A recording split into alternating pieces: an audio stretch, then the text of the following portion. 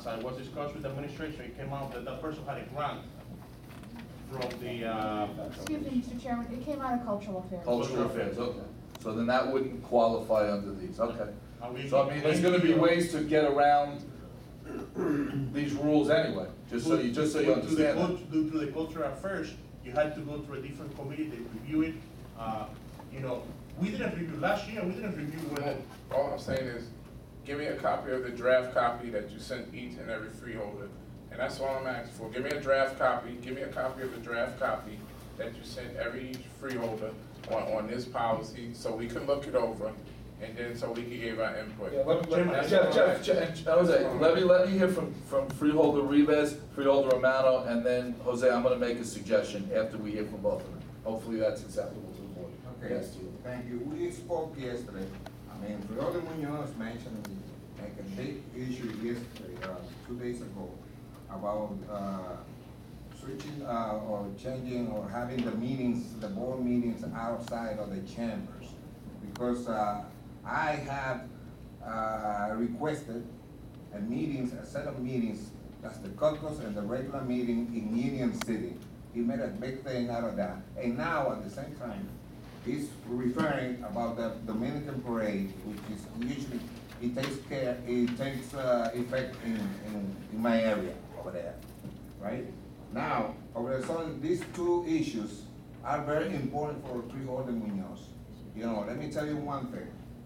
This contribution from the Board of Chosen Freeholders that we get every year is to support or have a float going through Burger Line Avenue, showing, you know, that the Hudson County freeholders are present in the area. It's already by that. A float costs close to $2,300, right? This is a donation that goes directly to show the people that the Board of Chosen Freeholders is present there, and every board member is invited to attend and to be on that float. So that's, and also, the main idea of the parade is to collect some funds for scholarships for kids that need it. And also, we select queens, little ones and youngsters to be queens of the parade as a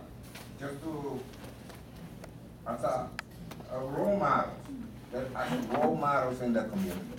That's why that's the idea, the main idea of the parade. That's the main idea of requesting this kind of help from the Board of Chosen Freeholders. Things that I have, 3 issues I have with you. Number one, I'm definitely open to talk about different issues, but first of all, I agree, and Freeholder Domenico was looking at me too.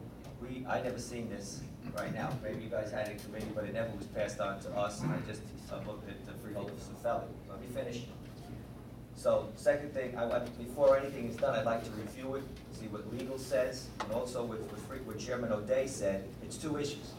Definitely the nonprofit has to be ordinance. That we've been on top of since I've been on this board. The other issue is with regards to why it should be a resolution. There's exceptions to every rule. And yes, certain things should be limited to donations, but I know that Freeholder Rivera is not here, and we're also going to donate to the Puerto Ricanos as well. Okay? I think that if we're going to do an ordinance, the ordinance is definitely for the nonprofit.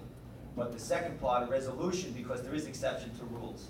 And for example, the Dominican Parade, or Puerto Rican Parade, are important cultural events that we're always part of. We can't set a ceiling and a limit.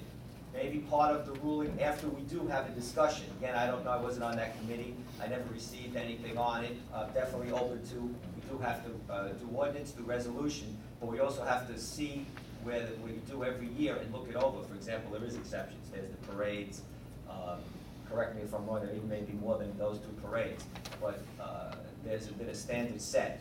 And we do have to, as you said too, tighten belts, but let's look this over. I think there should have been a discussion with the Freeholder Board, maybe even in closed session before this went out, because I know on this side of the room, Jose, we didn't see it. And then I'll turn it back to Freeholder Moses.